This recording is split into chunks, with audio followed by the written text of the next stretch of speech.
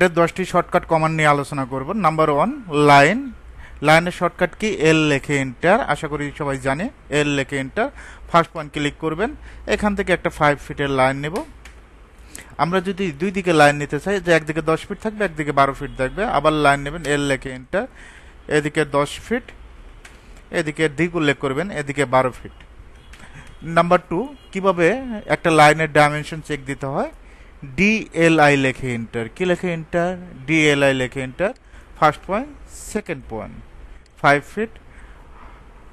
আপনি যদি ডিএল দেন, dimension align, এটার মাধ্যমে কিন্তু ডাইমেনশন চেক দিতে পারবেন।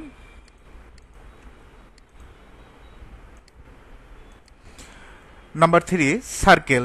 সার্কেলের শর্টকাট সি লেখে এন্টার। জাস্ট ক্লিক করবেন, 20 দিবেন। ওকে, আমরা যদি 10 ইঞ্চির একটা সার্কেল নিতে চাই, সি লেখে এন্টার। জাস্ট ক্লিক করব, এখান থেকে 10 দেব। 10 থেকে এন্টার। নাম্বার 3। Number 4 move. একটা অবজেক্টকে কিভাবে মুভ করবেন সেটা এখন দেখাবো। এই অবজেক্টটা সিলেক্ট করবেন, এম লেখে এন্টার। জাস্ট ক্লিক করবেন, মুভ করবেন, একেবারে সরে যাবে। Number 5 copy. জাস্ট সিলেক্ট করবেন, সিপি লেখে এন্টার। কপি শর্টকাট সিপি লেখে এন্টার। এই পয়েন্ট থেকে জাস্ট কপি করবেন। আমরা যদি নির্দিষ্ট মেজারমেন্টে কপি করতে চাই, জাস্ট সিলেক্ট করে সিপি লেখে এন্টার। এর বেস পয়েন্ট ধরবেন 5 ফিট। 5 ফিট পরে এটা কপি হবে। ট্রিম। ট্রিমের কাজটা কি? কোনো অবজেক্টকে ডিলিট করার জন্য টিআর লেখে ডাবল এন্টার। জাস্ট ট্রিম করতে পারবো।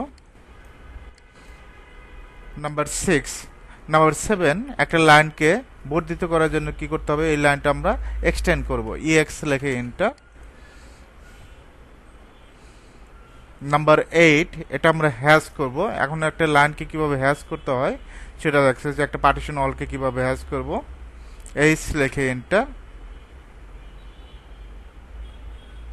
31। স্কেলটা অবশ্যই 15 থাকবে। জাস্ট একটা ক্লিক করব, হ্যাশ হয়ে গেছে। নাম্বার 9 একটা ফ্লোর প্ল্যানকে কিভাবে রোটেট করতে হয়। জাস্ট সিলেক্ট করবেন, আরও লেখে এন্টার। রোটেট হয়ে যাচ্ছে। ওকে। Number 10 scale. একটা ফ্লোর প্ল্যানকে আমরা কিভাবে স্কেল করতে পারি? এসসি লেখে এন্টার। জাস্ট যে কোনো একটা বেস পয়েন্ট ধরবেন। স্কেল করার জন্য এটা যদি ডাবল করতে চান 2 দিবেন, ডাবল হয়ে যাবে।